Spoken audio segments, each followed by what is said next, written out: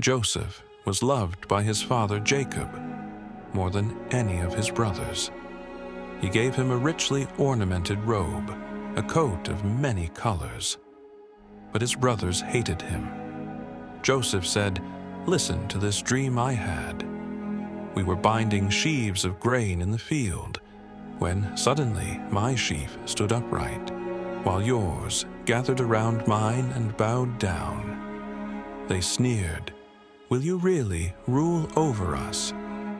The jealousy grew deeper.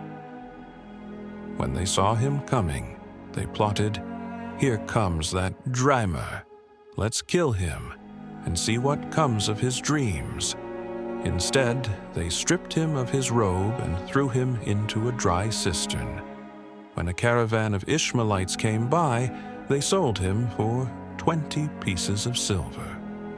Joseph was taken down to Egypt, a slave in a foreign land. Joseph served faithfully in the house of Potiphar, captain of Pharaoh's guard. The Lord was with him, and he prospered. But Potiphar's wife looked at him with desire. 'Come to bed with me,' she said. Joseph refused. 'How could I do such a wicked thing and sin against God?' Day after day she tempted him, until one day she grabbed his cloak. Joseph fled, leaving the cloak behind. She screamed, 'This Hebrew tried to make sport of me.' Potiphar burned with anger, and Joseph was thrown into prison. Joseph served faithfully in the house of Potiphar, captain of Pharaoh's guard. But even there, the Lord was with Joseph. He showed him kindness and gave him favor with the prison warden. Soon, Joseph was put in charge of all the prisoners. Whatever he did, the Lord made it succeed. Pharaoh dreamed of 7 fat cows, swallowed by 7 thin cows, then of 7 heads of grain, full and healthy, swallowed by 7 thin and scorched. None of his magicians could explain. Then Joseph was called. 'I cannot do it,' Joseph said, 'but God will give Pharaoh the answer he desires.'